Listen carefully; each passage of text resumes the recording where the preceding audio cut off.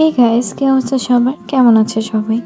আজকে যাচ্ছি 100 fit shift table court সাইডে, যেটা কিনা অনেকদিন ধরে চাচ্ছিলাম যাবো কিন্তু যাওয়া হচ্ছিল না অনেক ব্যস্ততার জন্য।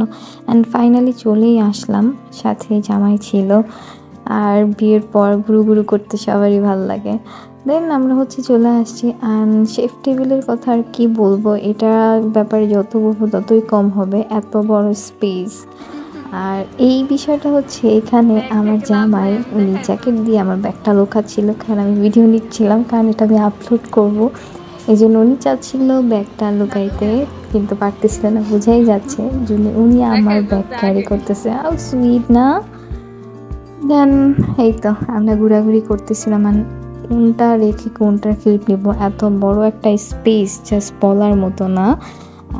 তোমরা উপরেও যেতে পারো, নিচেও আসতে পারো, স্পেসের অভাব নাই। বাচ্চারা কিন্তু অনেক খোলামেলা জায়গা পছন্দ করে, সো তাদের জন্য অনেক পারফেক্ট একটা জায়গা হবে। আর যারা নার্সারি পছন্দ করো তারা এখানে এসে অনেক ধরনের গাছ নিতে পারবা। আর এই আর একটা ফুড কোর্ট, যেখানে কিনা অনেক ধরনের খাবার পাওয়া যায়। আর এইখানে দেখো গ্রাম বাংলার মতো একটা পরিবেশ।